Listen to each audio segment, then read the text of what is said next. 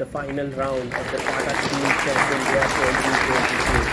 Hikaru Nakamura is getting ready for and shake hands with Pragnananda. The last time they played against each other in the final round was nearly 4 years ago when Pragg was a little kid. And this was how that game ended. King d7. And if king takes a8, king c7 is a stalemate. With this, the game would end in a draw. Pragg is confident. Hikaru is shaking his head. He was quite close to winning there. He takes on a8 because there was nothing much to do. Shake of hands. And that was a epic game. Let's start with this round. c4 by Hikaru, e5 and a3. A very little pawn move there. But in the spirit of the Sicilian, you can feel that it's reverse Sicilian on the board. Hikaru is not trying to play mainline theory. He just wants a game against Pragg. c6 on the board and knight f3. Now notice, if knight takes pawn, there is queen a5 check. So the pawn is actually defended. You can play bishop e7, but he goes bishop d6 and Hikaru instantly pins the knight with bishop to g5.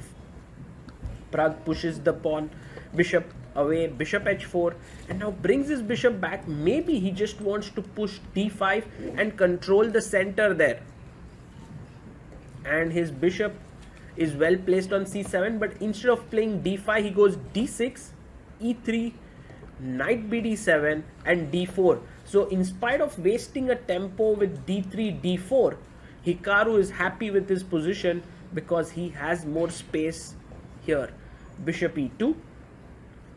Pragg can go e4, but it will allow knight d2, putting pressure on the e4 point.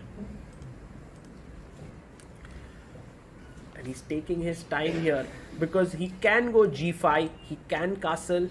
There's also a very interesting plan of knight f8 to g6.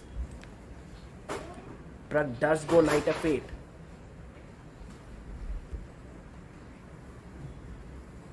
And then he can put his knight on g6.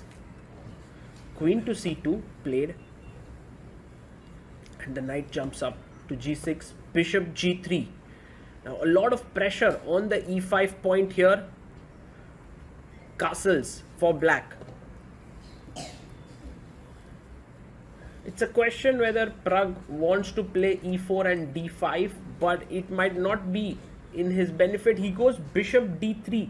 Is there any pawn push here? Not really, because it's controlled 3 times. And also the knight is attacked somehow. Bishop g4 looks like a powerful move here. But instead he plays knight f4. Wow, what a move. If you take pawn takes, I'll take back with the pawn, check, and you will lose the bishop. Wow, what a move. And if you take with the bishop, you won the bishop pair. That's an excellent continuation. Hikaru goes back with his bishop. That's not great, but in this situation, it's an important one. Now, if knight h5 and trying to win the bishop, that looks very logical. Pragg down on time, he goes bishop g4 on the attack. That is very interesting and active play by the little boy. Maybe he just takes here. That could be an idea. Long castle by Hikaru.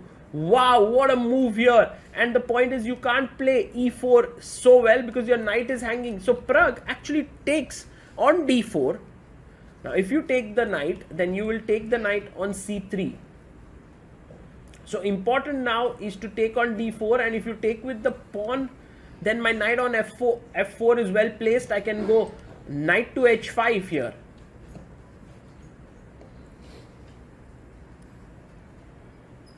He takes with the rook. Rook takes on d4, knight e6 back, rook d1. Well, for now, black is doing really well. Rook d8 with the knight coming to c5. Later on, angling for d5, the knight coming to e4. Pragg's position looking very active. He first goes knight c5, which is also fine. And one of the plans in the position is to play a5, a4. just fixing it. Black also has control of the e4 square. Bishop e2 played. Maybe d5 here is a nice move. Just breaking in the center, trying to open up the c file here. Who knows, it might be useful to play d5. But also possible is knight c e4 or knight f e4. Bishop h5 played by Pragg. A mistake. I can understand. He wants to play bg6 and attack the queen. But the knight can jump to h4 and Hikaru takes his chance. Bishop takes e2. Knight takes e2. And notice how this knight is now coming to f5. d6 is weak. Suddenly the bishop is passive. You have to be careful here as black. Pragg must think about g6, but then he must calculate knight takes g6. Instead he goes knight f e4 and Hikaru instantly plays king b1 a5. Now the problem here is that although black has very good pieces in the center, f3 will kick the knight away, and also knight f5 is a very strong and powerful knight. You can see the other knight joins him, and after f3, knight g3, h3, h file opens up. The knight is very actively placed. g4, g5 would be on cards. e4 is a possibility. The bishop on c7 is quite passive. a4, he plays f3. Pragg takes the bishop, pawn takes, and already white has a huge advantage. It's unbelievable how things change so quickly.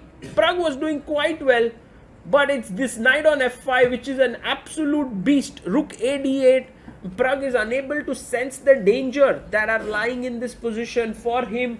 Now there's a big sacrifice lurking in the air. Can Hikaru find it?